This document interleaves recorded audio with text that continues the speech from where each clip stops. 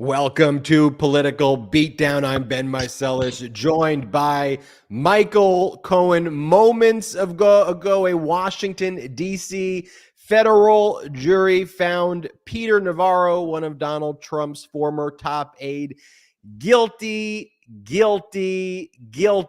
of contempt of Congress. The jury deliberated for approximately 4 hours before finding Peter Navarro guilty. That happened moments ago. We'll talk about that. Also, a lot of losing for Donald Trump.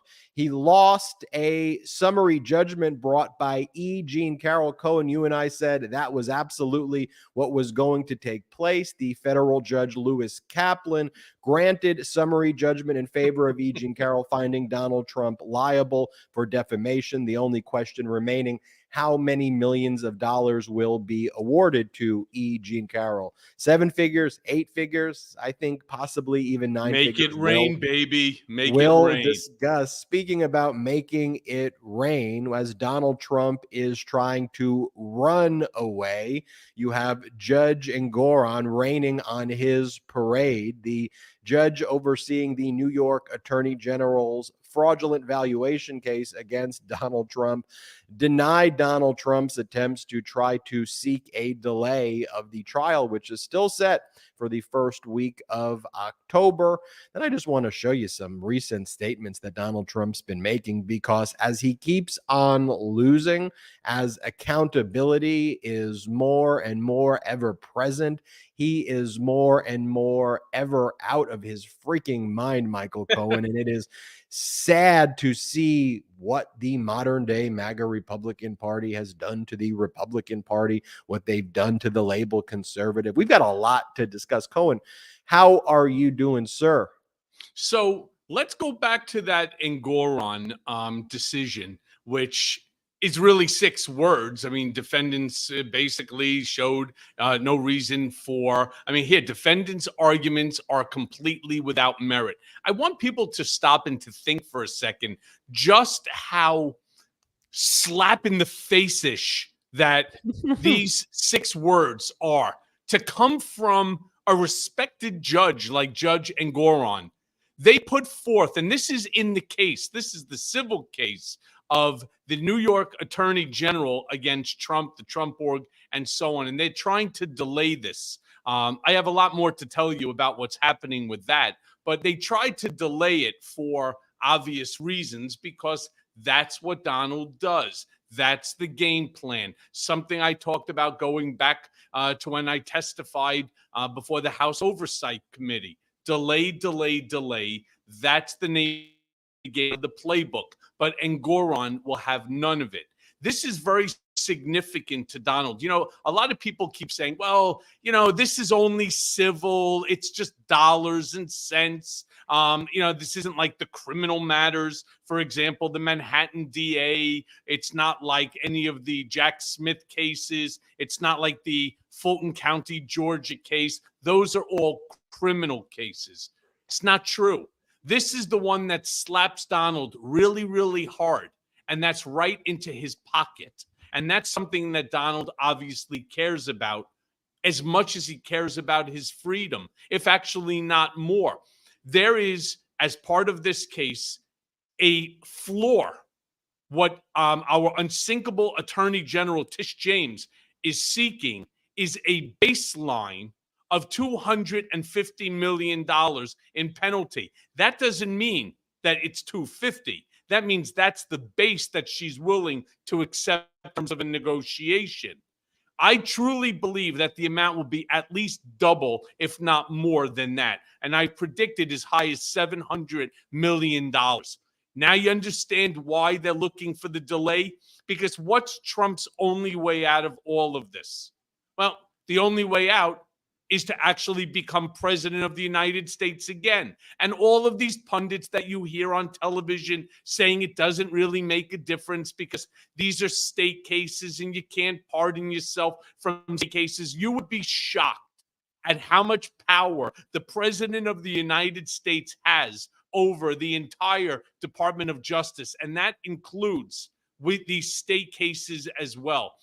There's so many things that the president can do putting the full force and the full effect of the United States Department of Justice against any of these individuals. This is the only way that Donald sees a way out for himself, as well as for his company, his kids, and the rest of the other defendants in that specific case. Now, let me also bring you up to date in terms of what I just learned. I knew I was going to get called to be a witness in the Manhattan District Attorney case. Obviously, that I knew that I was going to be called as one of the key witnesses, if not the key witness in that case. But I also learned yesterday, and obviously I haven't discussed it with anybody, and I'm discussing it with the brigaders first, that I am due to expect a subpoena by the New York Attorney General, Tish James, in this specific case as well, to testify. You know, I want to just jump into that for a quick second, because I want to share with you sort of what happened to me, not the first 3 congressional committees that I testified, but the ones that you all know about. And that's the one that went live, the House Oversight Committee. What people don't know, that took place on a Thursday. And how, of course, I remember it being a Thursday is because Friday I testified before the House Permanent Select Committee on Intelligence. And on that Wednesday, I testified before the Senate Permanent Select Committee on Intelligence. So not only did I do Wednesday, but then I did the live one Thursday, and then again on Friday. Then only because of the bullshit that went on between the Republicans and the Democrats, the fighting, we lost so many hours that they actually asked me to come back 2 weeks later for another 8-9 hour session before the House Permanent Select Committee on Intelligence. And that was, of course, run by Adam Schiff at the time. It is not just mentally exhausting, it is physically exhausting as well. Forgetting about doing it once, doing it Wednesday, Thursday, Friday, then 2 weeks later. And then on top of that, having 23 meetings with the Manhattan District Attorney and a handful with the New York AG, and so on and so forth. It is absolutely exhausting in a way that I can't even describe. It would kind of be like running the marathon on a Wednesday and then doing it again Thursday and then Friday, and then being told in another 2 weeks you need to come back and run it again. It is emotionally, physically, mentally draining and exhausting. And I keep thinking about this as I know exactly what defendants' counsel is going to attempt to do in terms of trying to discredit me and trying to abuse me to the same extent, if you saw the House Oversight Committee, that the Republicans tried to do to me there live on television. And I do have to tell you, as exhausting as it may be, as mentally taxing as it might be, I am up for that challenge, because here's the funny thing. The truth is always easy to tell. It's why Donald is a terrible, terrible witness, because he never tells the truth. Or I should say, he very rarely tells the truth. Everything that I have turned around and said, I have just continued and repeated on and on and on. My story has never changed. And so, I'm not even sure the extent of the prep that would be necessary for me when I have to go in there, other than to say, having to sit for what I expect to be a cross-examination of 9 hours by defense counsel, basically calling me every lousy thing in the world, despite the fact it's either not true, and I will fight back. You know me, brigaders. I'm not shy to give someone the old 2-finger salute. I don't give a shit if I'm sitting there on the witness stand. They want to play that game. I'm fucking ready for it. And I'm going to tell you something. It doesn't look good for Donald. None of this actually looks good for him, which to me is shocking that they are not right now, instead of trying to be texting tough guys and, motion tough guys, considering they've lost every single one. The thing that I'm shocked at is that they are not trying to figure out how to cut some sort of a deal, because he is going to get his ass handed to him. And so are so many of the other defendants. Very much like we're seeing what just happened with Peter Navarro, what we're seeing that's happening with so many other of these co-defendants in these various different lawsuits. You know, Donald Trump's deposition in the New York Attorney General case, we talked about it on the last episode, but just letting it marinate in my mind for a moment, like it is some of the most devastating things. And all the New York Attorney General prosecutor did was just let Donald Trump talk. You know, the Mike Tyson expression, everybody Yep. has a plan until they get punched in the face. Being a good trial lawyer requires fluidity and adapt. And I'm sure the prosecutor thought they were going to do a traditional cross exam. Yes, no. How do you feel about this? Tell me about this. More than this.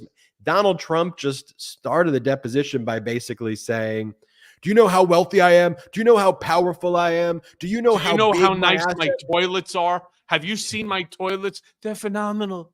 They're the nicest toilets around. They're phenomenal. They're beautiful. They're spectacular. I mean, that's where it devolved into. He said, do you know Mar-a-Lago, 1.25 billion. You know Miami Doral, billions of dollars. You know those stupid NFTs? Each one of them, 82,000. And he goes, I have a worthless clause. And what the worthless clause means, and everybody knows what a worthless clause is. That's not a real thing. The worthless clause means I can lie on my statement of financial conditions. No, Donald. Someone was telling you that your clause is worthless because the disclaimer drafted by your former accounting firm, which says which recently said they can no longer rely on any of the financial statements that they put out, also put that in the disclaimer that any of the information that they've put in the financials was provided exclusively by the Trump organization, and any misstatements should be blamed on the Trump organization. So the disclaimer is actually what was worthless. Yeah, that is, the whole thing is actually worthless. But the funny thing is, and many people have said this as well, just let Trump speak. The more that Donald Trump speaks, the more that he incriminates himself. All you need to do is to look at the deposition. It is the most disjointed, non-fluid, circular, rambling pile of horseshit that you could imagine. He doesn't care what the question is. He's going to answer the question with whatever is on his mind. And whatever is on his mind is generally some sort of exculpation from, the responsibility. It's some way within which to point the finger at somebody else. I mean, Dopey Diaper Donald went ahead and actually pointed the finger at his own kid, Eric Trump, in the same deposition. So, yeah, that's why my October 3rd deposition, where Donald is suing me in that ridiculous, frivolous $500 million lawsuit, it is so interesting to see how that's going to go because, again, Donald doesn't know how to tell the truth. He can't tell the truth because he doesn't remember what the truth even is. He has stretched it so far that he doesn't even remember what it looked like at the beginning. And so you just allow Donald to go on and on. Look, I want people to think for a second, too. Robbie Kaplan, the lawyer for E. Jean Carroll, fantastic lawyer. But what did she really do? She allowed Donald to speak. She held up a photo of him with several other people in it, and he turned around and goes, oh, yeah, and there's Marla. It wasn't even a question. There wasn't even a question. He went ahead and he decided to volunteer information because he's an idiot. And what happened as a result of that in and of itself was sort of like the Ironside moment, right? Where all of a sudden, boom, there you have it. There's the smoking gun that we were looking for. Oh, really? Right? So she's not your type. She's not somebody that you would be interested in. Meanwhile, you married somebody that clearly looks like her because you idiot, are confused that person is not your second wife. I mean, it is comical. You can't make this shit up if you tried.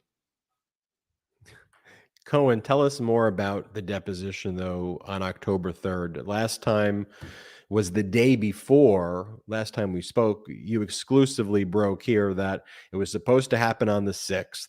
But then at a hearing that took place, like literally the day or two before, Donald Trump's lawyers said they were bringing in this other lawyer because Donald Trump intended to potentially invoke his Fifth Amendment rights against self-incrimination and wanted one of the criminal defense lawyers to be present at the deposition. And then one of the criminal defense lawyers, who I guess is going to help him invoke the Fifth at the deposition in a case where he's suing you for $500 million, he's going to invoke the Fifth in the case where he's suing you. Well, that criminal defense lawyer said that they had a personal conflict. What more do we know? This depo is definitely happening October 3rd. Yeah, so that depo is now court ordered. It's court ordered for October 3rd, which is, again, go back to some of the things that we've spoken to the brigaders about over the course of the last 3 weeks or so, and that's Donald Trump's schedule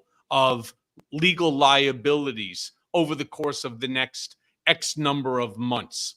Well, this creates a problem as well, because the Tish James, New York Attorney General case against Trump, the Trump org, and others, et al., as we like to say in the legal profession, begins on October 2nd. My deposition is October 3rd. Now, will he turn around and say, well, I can't do the October 3rd because I need to be at the civil case? One, he doesn't have to be at the civil trial, and it's not necessary. Two, more important than that, the judge in our specific case turned around and said, this is court ordered. Come hell or high water, he is going to show up. Not to mention, we received about 200 pages of documents from defendants. They are all marked confidential. So I can't speak to you about any of the topics or the sum and substance of the 200 documents, but from what I'm understanding, because even I haven't been able to see them yet. Can you imagine? They're so confidential, even I can't see them yet until they're reviewed by counsel. The interesting thing about that is, according to my counsel, half of them, at least half, if not more, are duplicative. So after all of this time, after the discovery request, the documents and so on, we received 100 documents in totality. All right, 100 documents. I mean, it would be laughable if it wasn't me. If it wasn't that I have to ask for the assistance of so many people in terms of, the GoFundMe and to defend this, and to have, Danya Perry, who is a fantastic criminal defense attorney, and just the same along with Ben Brodsky. I mean, I have to have these two lawyers spending so much time on this matter, which is frivolous, it's ridiculous, it's bullshit. And after all of this time, the discovery amounts to legitimately about 100 pages or less. In a $500 million lawsuit, what Donald Trump is claiming that there are only because it's duplicative, 100 documents that are relevant to his claims against you, where he's suing you for $500 million. And then he's saying of those documents, they're all super secret, confidential, even though he filed his lawsuit publicly for $500 million, even though he fundraised off it, so confidential that he's afraid for you to even be able to look at them at this point. That's some of the most insane things I've ever heard. And you compare that, Cohen, to look, special counsel Jack Smith in his case against Donald Trump, within the first week, turned over 13.5 million documents, over 2 or 3 terabytes of records, because Jack Smith's prepared. If you bring a case, you have to then share the documents. And the opposite here is Donald Trump sues you and then goes, I don't want to be deposed. And here, just take it. Here's 100 records that are relevant to my $500 million case. That is completely and utterly crap. But Cohen, I want to show you what you have to look forward to at this deposition on October 3rd, because let's just remember, This is what happened at Donald Trump's deposition in the E. Jean Carroll case. This is Roberta Kaplan questioning Donald Trump. Play this clip. And you say, and again, this has become very famous in this video, I just start kissing them. It's like a magnet. Just kiss. I don't even wait. And when you're a star, they let you do it. You can do anything. Grab them by the pussy. You can do anything. That's what you said, correct? Well, historically, that's true with stars. It's true with stars that they can grab women by the pussy? Well, that's what it's. If you look over the last million years, I guess that's been largely true. Not always, but largely true. Unfortunately or fortunately. And you consider yourself to be a star? I think you can say that, yeah. And he goes, unfortunately, or fortunately? I mean, like a million real years. I mean, if you go back a million years, yeah, it's, first of all, I would like to see the document from a million years turning around and saying that, prehistoric man. I mean, it's so stupid. And it's almost as stupid as if you read the deposition by the New York Attorney General, where Donald actually started to speak. And once again, the more he speaks, the more he incriminates himself. The guy turns around and he starts making statements. For example, you brought it up, the value of Mar-a-Lago. It's worth at least $1.2 billion. And then he goes on to say, because he can't just stop with that lie, he has to prove his own lie, thinking that he's going to fool the questioner, he's going to fool the judge, he's going to fool all of America. He's already fooled his MAGA morons, the guys with 4 teeth and 3 brain cells, but he's not fooling the rest of us. So he says, there's a really smart guy who I know. He's really, really rich, who wants to buy Mar-a-Lago. He offers me $1.2 billion all the time. So they ask him, oh, yeah? Who? Who is that guy that you're referring to? I'd rather not say. I don't want to bring him into this thing. Well, you actually brought him in by invoking that somebody that's willing to spend $1.2 billion. And the reason he's obviously not going to tell anybody who that person is because that person doesn't exist. I've said it on television a million times. When Donald Trump turns around and says, a really smart friend of mine. No, first of all, that's a lie because, one, Donald has no friends. And anybody that would be friends with him now is clearly not smart. So he's lying on 2 fronts in the same sentence. I mean, it is comical. And again, just let him speak like what he did here with Roberta Kaplan. Let him speak. The more the dope speaks, the more he buries himself.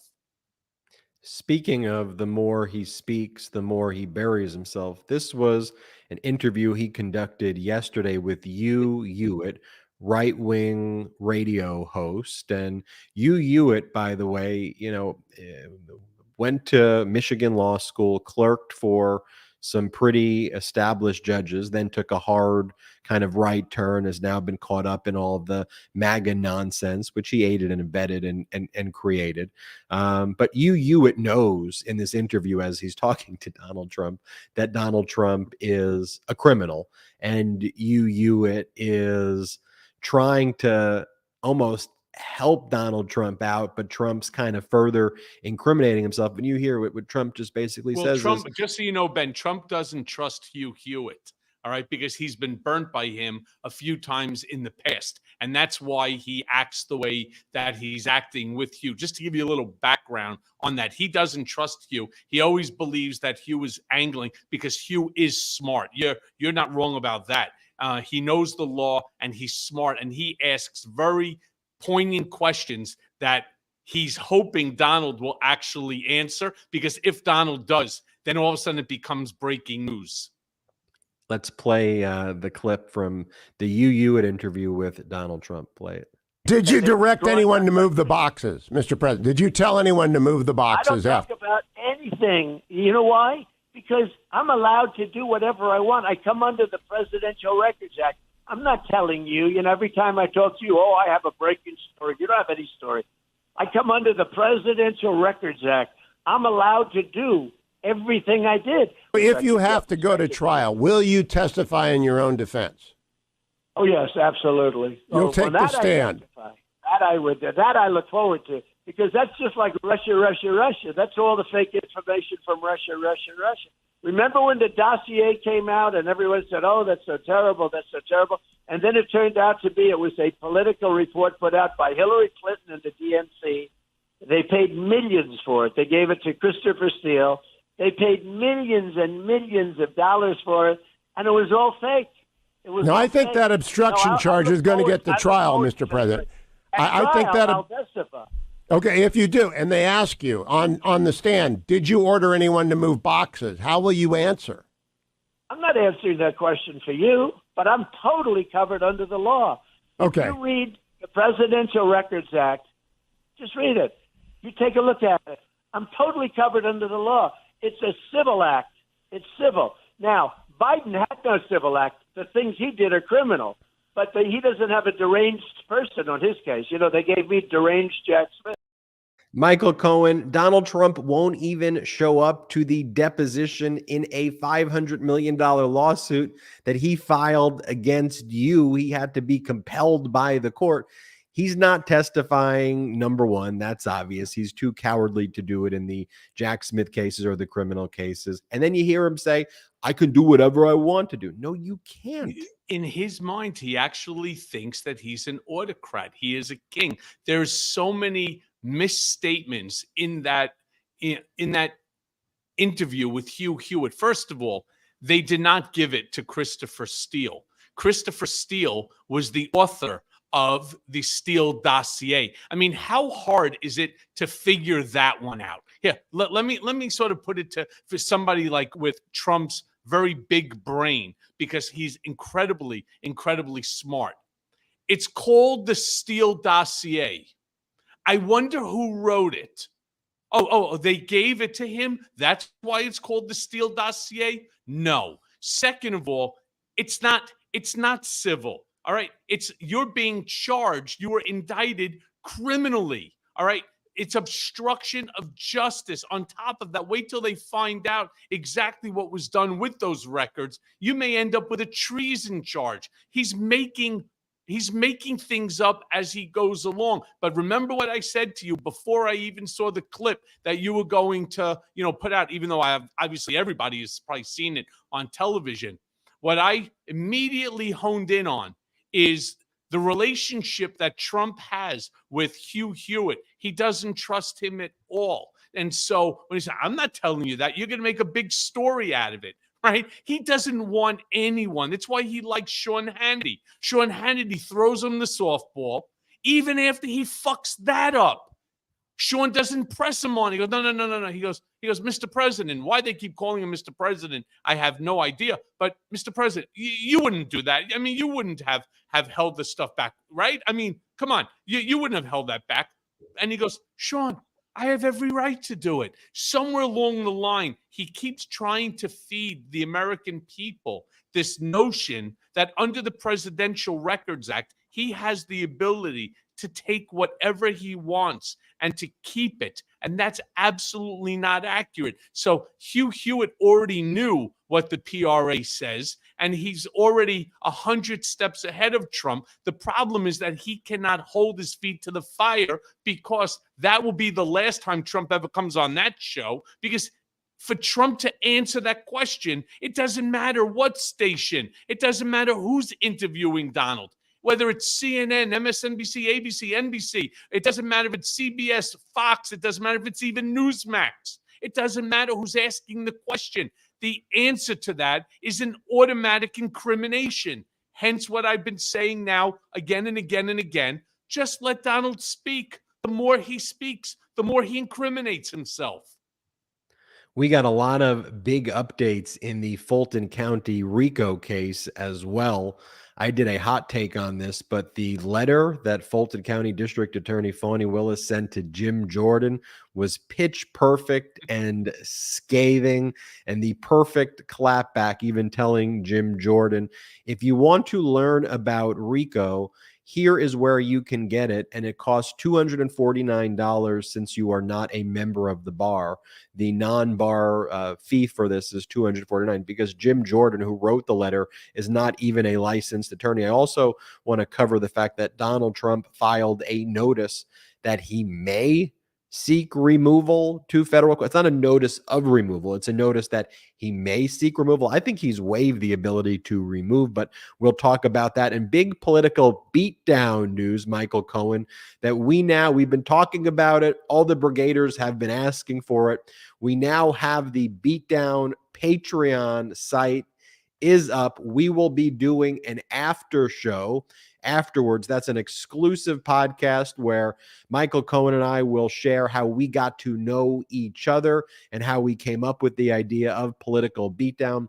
We're also going to be posting a lot of our own videos there, keeping the brigaders updated. Look, we don't have outside investors here on the MeidasTouch network, so we try to come up with fun and interesting ways in order to keep growing and expanding our offerings. And one way we're going to try to expand the Political Beatdown offerings is through this Patreon. It's Patreon. You spell it patreon.com/political beatdown. That's patreon.com/political beatdown. Become a member would be great. And we've got a lot more to discuss, including what's going on in Fulton County. I want to talk about the big E. Jean Carroll victory in the motion for summary judgment and what that means. Also, Peter Navarro found guilty by a Washington, D.C. federal jury. We'll talk about that and more after this quick break. Heart health and staying healthy, especially when you have a family that you want to be able to spend as much time with as possible, is so important. We all have a heartfelt reason to support our blood pressure. In fact, more than half of the U.S. population would benefit from blood pressure support. Super Beats Heart Chews are an easy and convenient way to support healthy blood pressure, and they promote heart healthy energy. Paired with a healthy lifestyle, the antioxidants in Super Beats are clinically shown to be nearly 2 times more effective at promoting normal blood pressure than a healthy lifestyle alone. And with over 30,000 5-star reviews and counting, Super Beats Heart Chews are having their moment. Super Beats Heart Chews are incredibly delicious and so much better than any alternative supplements out there. I take my Super Beat Heart Chews each morning, and it's really kickstarted my morning routine. After taking my Super Beats Heart Chews, I feel like I have more energy and am ready to take on the day. Super Beats Heart Chews are effective and clinically studied. They are the #1 pharmacist recommended beet brand for cardiovascular health support. It's blood pressure support you can trust. Double your potential with Super Beats Heart Chews. Get a free 30-day supply of Super Beats Heart Chews and 15% off your first order by going to getsuperbeats.com and use the promo code BEAT, B-E-A-T, okay? That's getsuperbeats.com, and you spell it super, then B-E-E-T-S.com, and then use the code BEAT like beatdown, B-E-A-T. Double your potential with Super Beats Heart Chews. Get a free 30-day supply of Super Beats Heart Chews and 15% off your first order by going to getsuperbeats.com and use the promo code BEAT. That's B-E-A-T, and go to getsuperbeats.com. Welcome back to Political Beatdown. By the way, those Super Beats are actually they're really good. I really do take them every single day. They're tasty. They're good for you. You know, Check on the them out. back it says you're supposed to take 2 a day for the best health, benefit out of it, to let you know. I don't know if you've read the back, but it does say you should take 2 a day. Oh, I take 2, and it's in the description below, and support our sponsors. And thanks everybody for joining the Patreon already. We've got a good group of people already joining as well. That's patreon.com/political beatdown. So a lot going on in Fulton County. So yesterday we actually had cameras in the courtroom, which was very refreshing to see. The judge ruled that Sidney Powell and Kenneth Chesebro can be tried together starting October 23rd. So he denied their severance request. And I thought it was a very deliberate, evidence-based order by Judge McAfee right there. They wanted to try their cases separately. Fulton County District Attorney Fani Willis is still saying she wants all 19 defendants to go on October 23rd, which Judge McAfee is skeptical of. So what we'll probably see happen is 2 tranches of defendants. The first trial, the RICO case of Ken Chesebro and Sidney Powell, October 23rd. And then in the next 18 months, 12 to 18 months, we'll probably see a trial date for all of the other defendants, including Donald Trump. Why do I say 12 to 18 months? Well, the estimate for the trial by Fulton County District Attorney Fani Willis is 4 months plus jury selection. So you kind of put that all together. I think it'll probably be a little more than 4 months. I think it'll be closer to 6 months. And then with all of the remaining co-defendants, that'll probably be longer as well. So that's just how long these RICO cases take to go to trial. Interestingly, Donald Trump just filed this morning a notice regarding removal, not a notice of removal, which is what you would normally file if you want to remove a case to federal court. That's what Mark Meadows did, and Jeff Clark did, and Kathy Latham did, and others who wanted in federal court. Then the court holds an evidentiary hearing, like what we saw occur with Mark Meadows, where Meadows probably perjured himself. But this is what it says. It says, Trump hereby notifies the court that he may seek removal of his prosecution to federal court under 28 U.S.C. section 1442 and 1455. His written waiver of arraignment was filed on August 31, 2023. To be timely, his notice of removal must be filed within 30 days of his arraignment, 28 U.S.C. section 1455B sub 1. But I don't know, Cohen. I think he's waived the right at this point to bring the removal. He's filed substantive motions and things in the state court.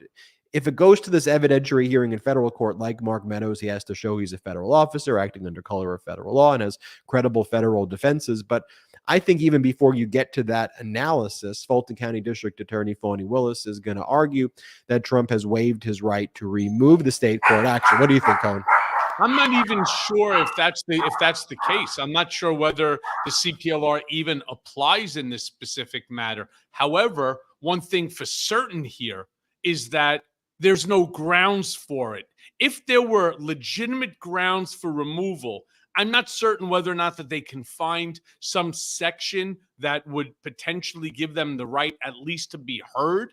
I don't think that this motion or this request by Trump's counsel gets past, the judge. I don't see it happening.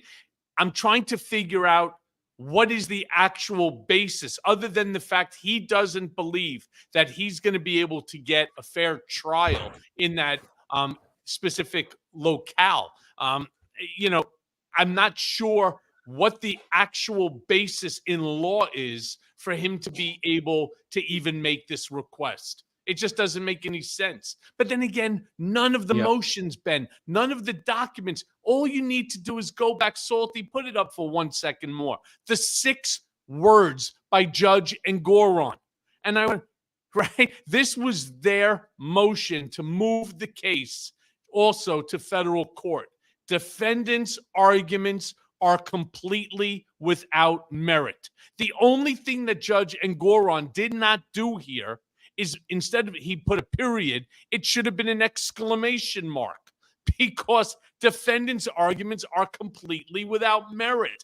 The same thing here. This is just, I wouldn't be shocked if they just copied and pasted this document to the Fani Willis document. I mean, that's just unfortunate the way that these folks behave. You're not talking about legal geniuses here. You're not talking about people who are legitimately competent to take on this task. And even the few, because there are a handful of lawyers here that are well-respected and competent. The problem is it is an uphill battle no matter how you slice it, because Donald Trump did what he did, and there are now 18 co-defendants in this that are all going to do this. Hey, why did you do what you did? He told me to do it.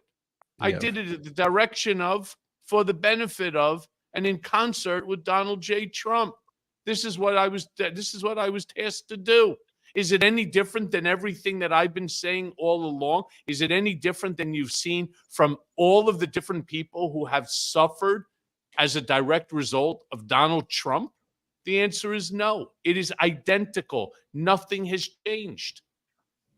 Well, you heard in the background my dog's barking. Just to show everybody, it's because we got a food delivery during Political Beatdown. But the show doesn't stop. But that's what the dogs were barking at. Donald Trump's trying to argue the same thing that Meadows argued, but at least Meadows filed an actual notice of removal, like to bring it to federal court. And then there's an evidentiary hearing. You have to prove, again, federal officer, were you acting under the color of authority of federal law?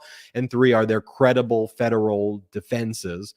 And Donald Trump tried to make the same argument, you'll recall, in New York in the Manhattan District Attorney case. Judge Hellerstein rejected that and saying making hush money payments to adult film actresses to cover up the 3 seconds of sex you had is not part of your official duties as a federal officer. Just think about that for a second, folks. Like, Donald Trump argued that his official duties as a federal officer was his engagement with, whatever you want to call it, with an adult film actress. So that is very, very, very disturbing. The judge reject that here.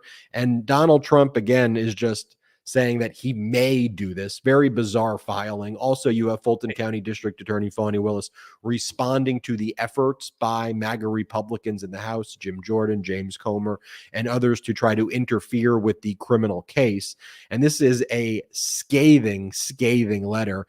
It begins by schooling Jim Jordan on what the Constitution actually says.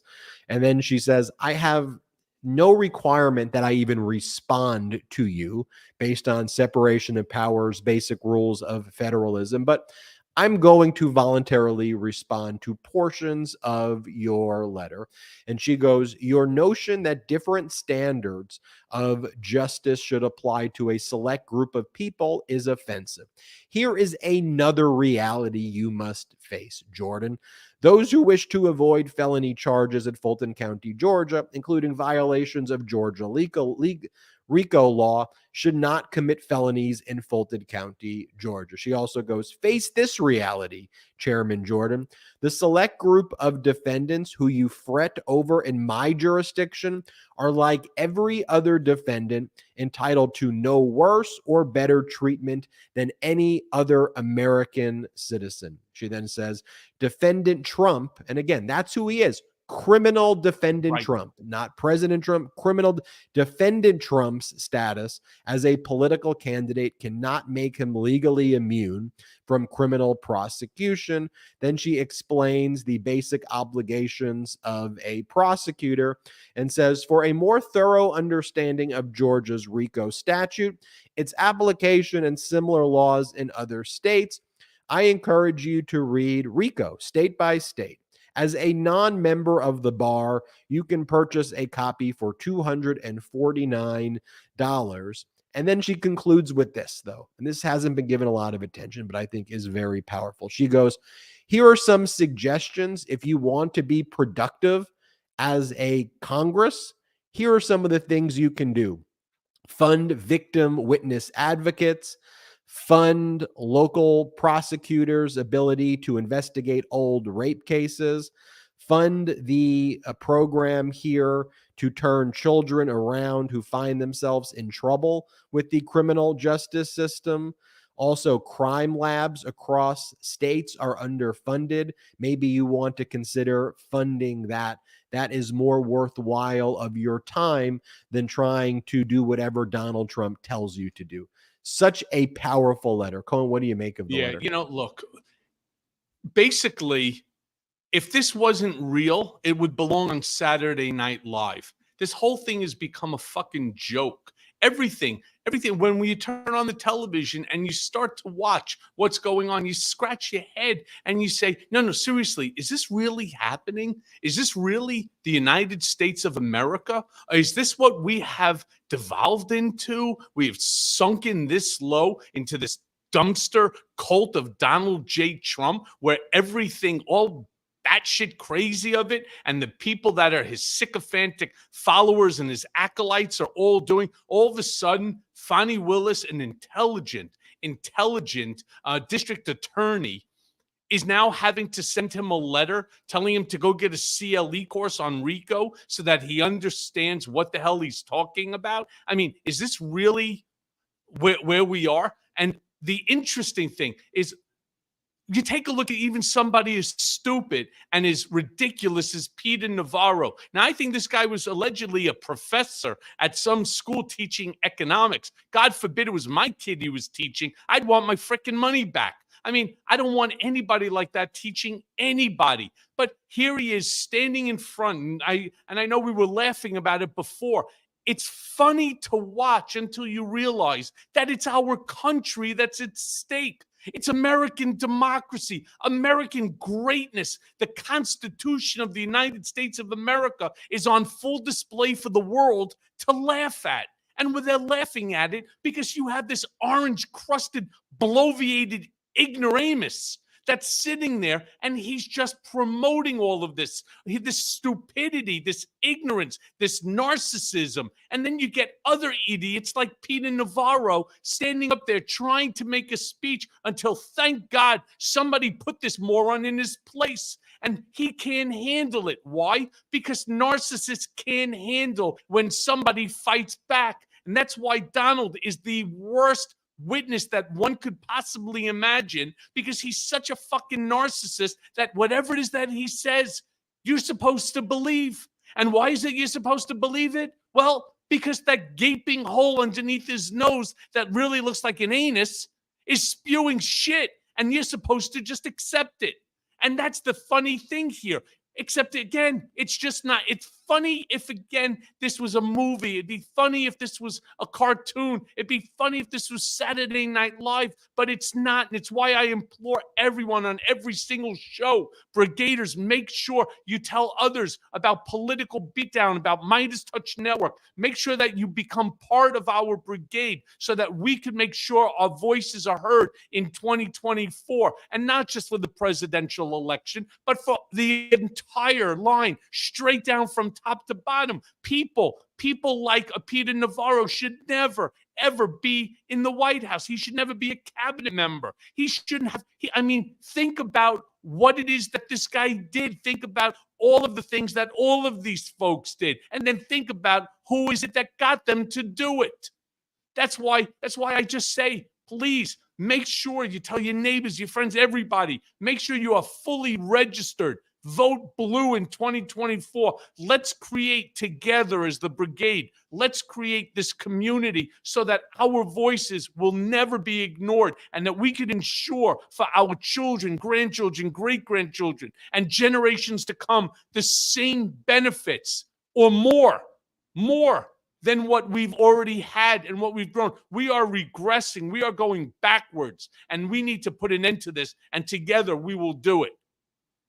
Look, as we were just talking about Jim Jordan trying to interfere in Georgia with Fulton County District Attorney Fani Willis's criminal case, Jim Jordan and the MAGA Republicans in the House just put this announcement out, and they do it like hashtag breaking. It's like, okay, you are the House Judiciary GOP. What do you mean hashtag breaking? Like they act like they all want to be Newsmax and Fox hosts, and they, as opposed to actually doing the work of the people.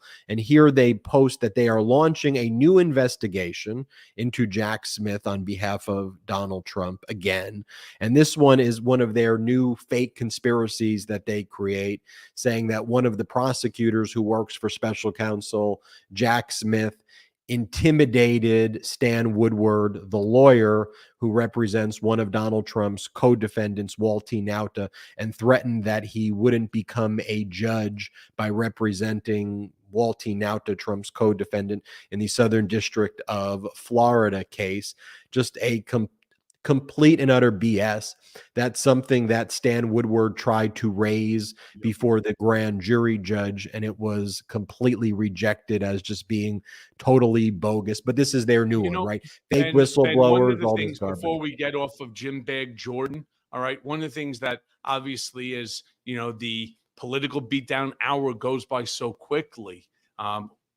Fortunately, we'll have the Patreon to, interact with those of you that join. But the two-finger salute can go to no one other than Jim Bag Jordan. So fuck you, you stupid ass, for doing to America what you're doing. There is no need in this world for you to be trying to become the protector of Donald J. Trump. You are willing to put Donald J. Trump above the United States Constitution, above the will of the people. And for that, fuck you, you idiot. The fact that you are a member of Congress is an absolute disgrace to our system. And I wish that there was a better way to get rid of somebody like you. But let's not forget, as I say all the time, there is a way to get rid of people like Jim Bag Jordan. And the answer is vote his ass out of office. That's the way that we need to do it. The man has shown his true colors. The man has demonstrated he's nothing more than a Trump acolyte, and he needs to go. Adios, motherfucker. Jim Jordan, also, his district is so gerrymandered, like the district looks ridiculous. By the way, the person who's mentioned, the lawyer who I think started this BS conspiracy that Jack Smith, they always play the victim, these MAGA Republicans and MAGA lawyers. Jack Smith's team intimidated me by mentioning, do I want to be a judge? And I feel threatened and intimidated. Stan Woodward, who's representing the co-defendant. By the way, Stan Woodward also represented the IT worker at Mar-a-Lago. And when that IT worker, Yusel Taveras, testified before the grand jury in March of 2023, Yusel Taveras, the IT worker, lied. And then after firing Stan Woodward, Yusel Taveras then told the truth that Waltine Nauta and Carlos de Oliveira and Trump told him to destroy surveillance footage. So that's who Stan Woodward is. Stan Woodward goes, well, I didn't tell him to lie. I didn't tell him to do anything. By the way, Stan Woodward, who played the victim here so Jim Jordan could write that letter. Stan Woodward, who used to represent Yusel Taveras when Taveras lied before the grand jury. Stan Woodward, just so you understand this world, Stan Woodward represents Peter Navarro in the federal contempt of Congress case where Navarro just lost and was found guilty. So for all the bluster and bloviating, Woodward, who represented Navarro, just lost today. It was a 4-hour jury deliberation. Navarro was found guilty on the 2 counts of contempt of Congress that he was charged with. And that happened moments before we went live as well. So lots of losing in MAGA world. And of course, we talked in the beginning as well that Donald Trump lost a key motion in the E. Jean Carroll case. We showed the deposition transcript, but it's worth mentioning that Judge Lewis Kaplan found him liable.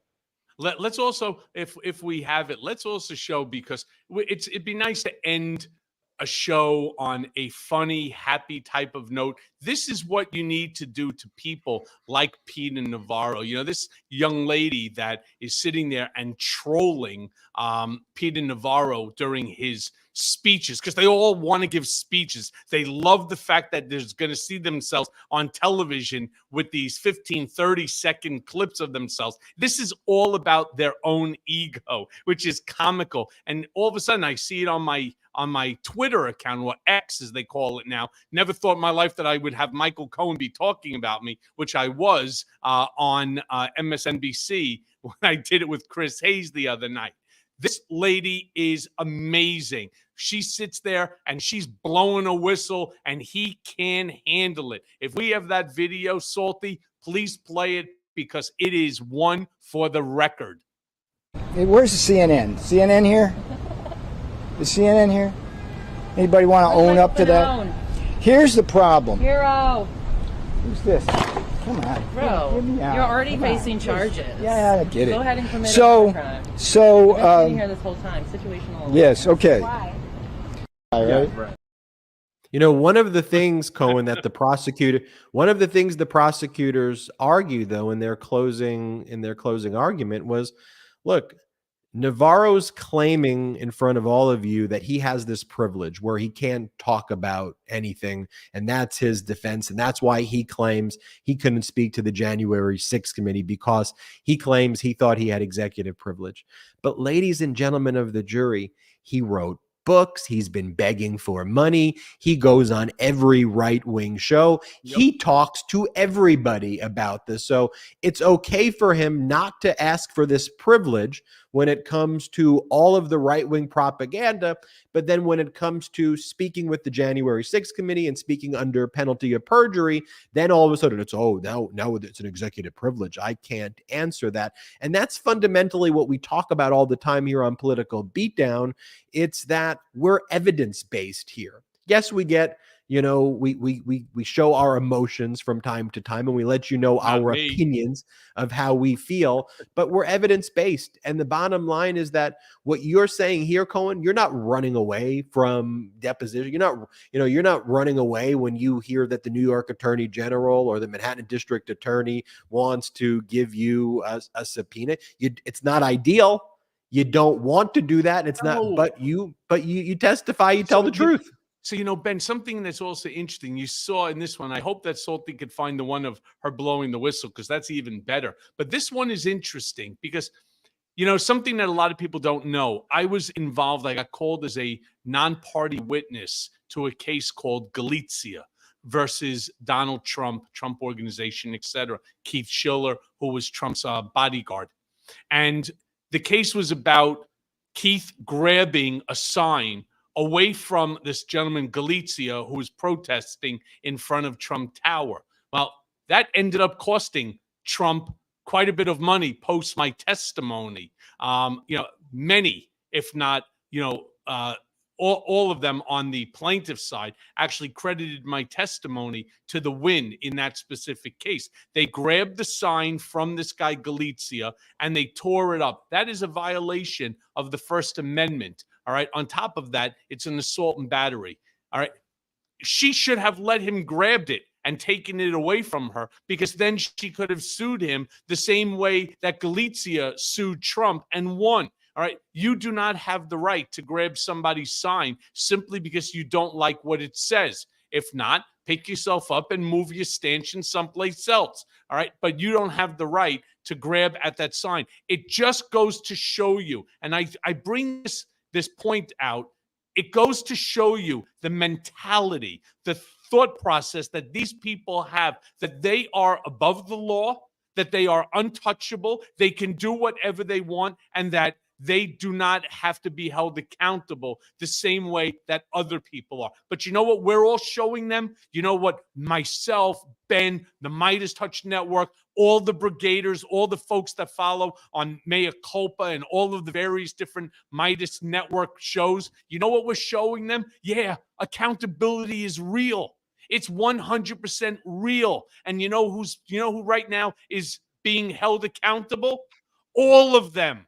All right. And we're going to continue to fight on until each and every one of them is held legitimately accountable. You see, I say this all the time, and I truly mean it.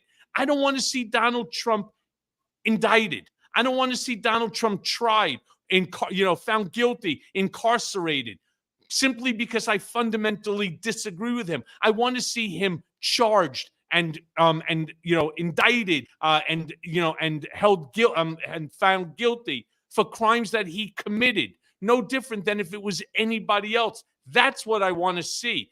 This isn't a grudge match. This is a fight for democracy. It's a fight for law and order. And that's exactly what we, myself, Ben, and all of us brigaders are going to do. We are going to continue to fight for America because it's worth it. You know what I want to see also, Cohen? This was moments ago outside the courthouse where Peter Navarro's lawyer tried to hold a press conference. Again, this just happened moments ago. Play the clip. Oh, I don't have anything much more to add to what Mr. Rowley just said. Yeah, today was an important step in the direction of a successful appeal. And That's about all I have to say. You seem to have missed the joke there. All right, let me see if I can break this.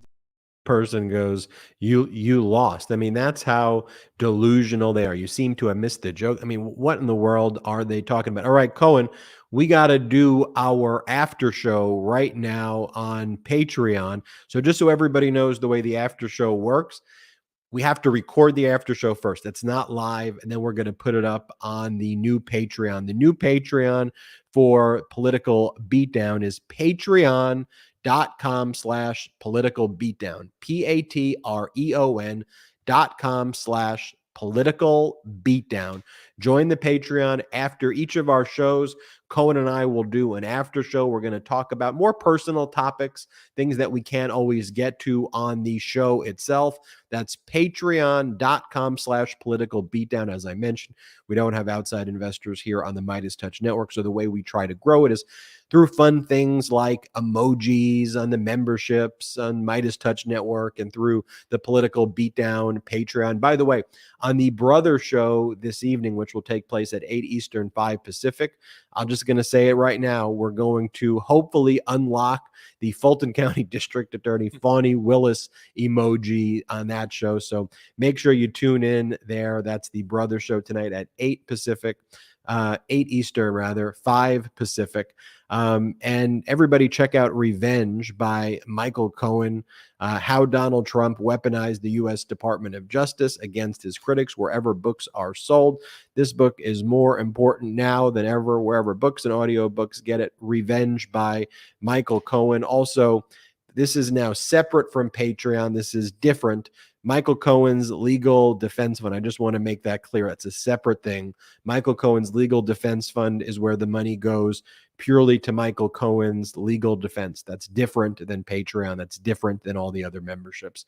And so you check that out at firewallfund.com. Also in the description of our YouTube, that goes to help Michael Cohen's defense in the $500 million lawsuit brought by Donald Trump against him. The deposition set for October 3rd.